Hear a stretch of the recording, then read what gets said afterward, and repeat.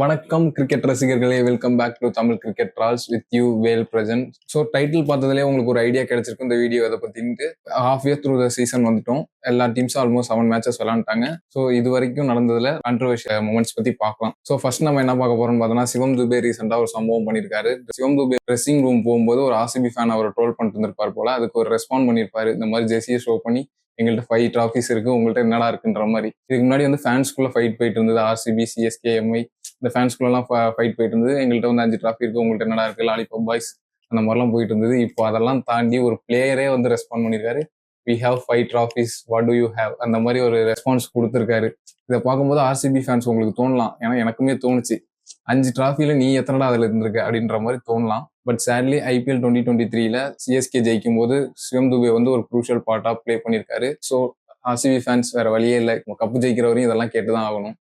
Next moving on, இந்த IPL சீசனே நம்ம நிறைய பார்த்துட்டு வரோம். இப்போ அதுவும் இல்லாமல் ரீசெண்டாக அந்த டெல்லி மேட்ச்க்கு அப்புறம் நிறையவே கேட்டுட்டு வரோம், அம்பையர் இண்டியன்ஸ் ஆர் பேக். ஏன்னா அந்த டெல்லி மேட்ச்க்கு அப்புறம் பழைய மேட்ச்லாம் தோண்டி எடுத்து பார்த்தா விக்னேஷ் புத்தூர் வந்து ஒரு மேட்ச்ல சைட் லைன் கிராஸ் பண்ணியிருப்பாரு, அவரோட பேக் ஃபுட் கிராஸ் ஆயிருக்கும். அதையும் நோ பால் கொடுத்துருக்கணும்லன்ற மாதிரி நம்ம கொஸ்டின் பண்றோம். எஸ், ஆப்வியஸா அதுவும் ஒரு நோ பால் தான், அதை கால் பண்ணிருக்கணும். But umpires fail. மேபி அது வந்து ஒரு ஃபினிஷ்ட் மேட்ச்னு சொல்லலாம். ஏன்னா அதுல மேபி கேகேஆர் வந்து ஆல்ரெடி 9 விக்கெட்ஸ் விட்டுட்டாங்க, மேட்ச் ஆல்மோஸ்ட் க்ளோசிங் ஸ்டேஜ்ல இருந்தது. பட் நம்ம அதை வந்து கன்சிடர் பண்ண முடியாது. ஏன்னா நீங்க நோட்டீஸ் பண்ணிருப்பீங்க, ஒரு ஆர்ஆர் மேட்ச்ல ஒரு ரன் அடிச்சாலே அந்த மேட்ச் ஜெயிச்சிரும் அப்படின்ற ஒரு சுச்சுவேஷன்ல இருக்கும்போது 16வது ஓவர் ஆனாலே நாங்க ஸ்ட்ராட்டஜிக் டைம் அவுட் கண்டிப்பா போட்டு தான் தீர்வோம்னு ஒரு 2.5 நிமிஷம் நம்மள எல்லாரையும் காக்க வச்சு. ஸோ அங்க உங்களால ரூல்ஸை ஃபாலோ பண்ண முடியுது, இங்கேயும் வந்து இதை நோட்டீஸ் பண்ணிருக்கணும், நோ பால் கால் பண்ணிருக்கணும்.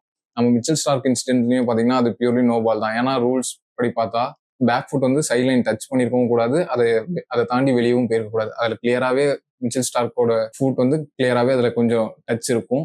ஸோ அது ஃபேர் அண்ட் நோ பால் கால் பண்ணது. என்ன சொல்ல வரேன்னா, இது நோ பால்னா அதுவும் நோ பால் தான், அதை நீங்க கால் பண்ணிக்கணும். இந்த மாதிரி மேட்ச் ஆல்மோஸ்ட் க்ளோசிங் ஸ்டேஜ்னா அப்போ நீங்க இந்த ஆட் ஒரு ஸ்ட்ராட்டஜிக் டைம் மட்டும் நீங்க போட்டுறக்கூடாது. Rules is rules. பிளஸ் இந்த சம்பவத்துக்கு அப்புறம் மும்பை விசஸ் எஸ்ஆர்எச் மேட்ச்ல வில் ஜாக்ஸும் வந்து ஓவர் ஸ்டெப் பண்ணிருக்காரு, அதையும் நீங்க நோ பால் கால் பண்ணல. So umpire Indians are back அந்த மாதிரிலாம் சொல்லிருக்கோம். பட் அந்த இன்ஸ்டன்ஸ் எடுத்து பாத்தீங்கன்னா கிளியர்லி அது வந்து நோ பால் இல்லை. ஏன்னா அது வில் ஜாக்ஸோட ஃப்ரண்ட் ஃபுட் தான் கிராஸ் பண்ணிருக்கு. நம்ம ரூல்ஸ் எடுத்து பார்த்தா அதுல கிளியரா போட்டிருக்கு, front foot side line cross பண்ணா நோ இஷ்யூஸ்.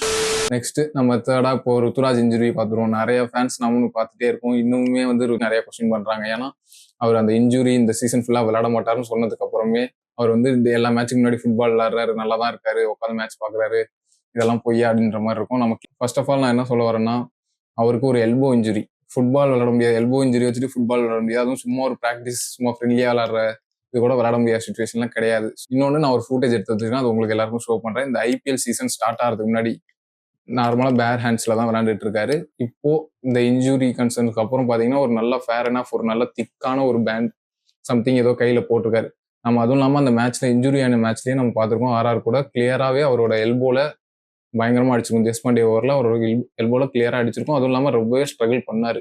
அதுக்கு அடுத்த மேட்ச் நம்ம வந்து ஆல்ரெடி சிஎஸ்கே சொல்லியிருந்தாங்க அவர் விளையாட மாட்டாரு, தோனி தான் கேப்டன்ஷிப் பண்ண போறாங்க அப்படி இப்படின்னு சொல்லிட்டு இருந்தாங்க. பட் இருந்தாலும் நெக்ஸ்ட் மேட்ச்ல அவர் பார்ட்டிசிபேட் பண்ணி ஒழுங்கா கான்ட்ரிபியூட் பண்ண முடியல, 0லயே அவுட் ஆயிட்டாரு. அதுக்கப்புறம் தான் அவர் வந்து அன்ஃபிட்னு டிக்ளேர் பண்ணி இந்த சீசன் ஃபுல்லா விளையாட மாட்டாங்க அப்படின்னு சொன்னாங்க. ஸோ இதுல இருந்து நான் என்ன சொல்ல வரேன்னா, அவருக்கு டெஃபினட்டா இன்ஜுரி இருக்கு. பட் சீசன் ஃபுல்லா எக்ஸ்டெண்ட் ஆகிற அளவுக்கு பெரிய இன்ஜுரியான்னு கேட்டா எனக்கும் டவுட்ஃபுல் தான். ஸோ இது வந்து ஒரு 50-50 கால் தான். நான் வந்து இது கம்ப்ளீட்லி இன்ஜுரி, ஸோ அவர் இந்த சீசன் ஃபுல்லா விளையாட மாட்டாரு, இது வந்து ஃபேரான டிசிஷன் அப்படின்னு சொல்ல மாட்டேன். 2022 ஐபிஎல் சீசனே பார்த்துருக்கோம். ஃபர்ஸ்ட் ஆஃப் ஆல்மோஸ்ட் ஒரு 5-6 மேட்சஸ் வந்து ரவீந்திர ஜடேஜா தான் கேப்டன்ஷிப் பண்ணுவாரு. பட் ஒழுங்கா ரிசல்ட்ஸ் வரல, அவங்க சைடு இல்லைன்னு ரவீந்திர ஜடேஜா வந்து அவரோட பெர்ஃபார்மன்ஸை கான்சென்ட்ரேட் பண்றாரு. அதனால கேப்டன்சியை திரும்பி தோனி கொடுக்குறாருன்னு சொல்லிட்டு அவரை திரும்பி அவர்கிட்ட இருந்து கேப்டன்சியை கிராப் பண்ணிடுவாங்க. அதே மாதிரி ஒரு சுச்சுவேஷன் தான் இந்த சீசனும் ஒழுங்கா போகல. அந்த இன்ஜுரிக்கு அப்புறம் ஒரு மேட்ச் அவரால் விளையாட முடிஞ்சது. மேபி ரீசன்ஸ் இருக்கலாம், அது அந்த இன்ஜுரி வந்து பெரிய இதுவாகக்கூடாது அப்படின்றதுக்காக அவர் ரூல் அவுட் பண்ணிட்டாங்க. ஷுவர்லி இது ஒரு கொஸ்டினா இருந்ததுன்னா, எல்போ இன்ஜுரி ஃபுட்பால் விளையாட முடியுது, ஏன் கிரிக்கெட் விளையாட முடியாதுன்னு கேட்டா, எல்போ இன்ஜுரி வச்சு ஃபுட்பால் விளையாடலாங்க, கிரிக்கெட் விளையாடுறது ரொம்ப கஷ்டம்.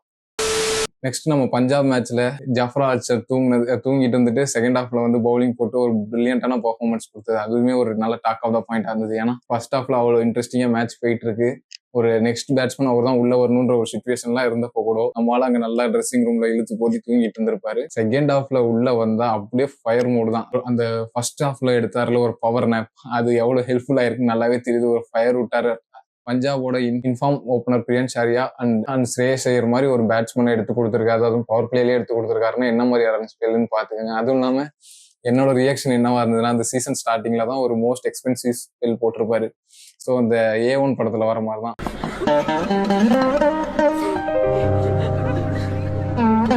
கொசுக்கடி இல்லாம நிம்மதியா தூங்குங்க. அத்திம்பே செத்து போல தூங்கின்னு இருக்கார்.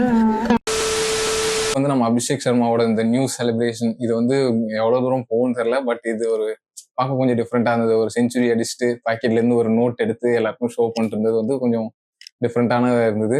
அதோட இம்பாக்ட் தான் பாத்தீங்கன்னா நெக்ஸ்ட் மேட்ச் SRH MI நடக்கும்போது சூரியகுமார் யாதவ் வந்து அபிஷேக் சர்மாவோட பாக்கெட்லாம் செக் பண்ணி பார்ப்பாரு. இன்னைக்கு என்னத்தையாவது எழுதி வச்சுட்டு வந்திருக்கியாடா டே அப்படின்ற மாதிரி செக் பண்ணிட்டு இருப்பாரு.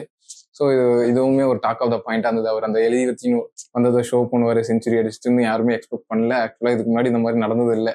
So halfway through this season இதெல்லாம் தான் கொஞ்சம் டாக் ஆஃப் த பாயிண்டா இருந்தது என்னோட பெர்ஸ்பெக்டிவ்ல. வேற ஏதாவது இருந்தாலும் நீங்க கமெண்ட் பண்ணலாம், கமெண்ட் செக்ஷன்ல சொல்லலாம். நம்ம கோயிங் ஃபார்வர்ட் இந்த சீசன் முடிஞ்சிட்டு நிறைய நம்ம இந்த மாதிரி ஒரு இன்ட்ரெஸ்டிங் பாயிண்ட்ஸ்லாம் பார்ப்போம். Until then, stay tuned with us. Thank you. Bye bye.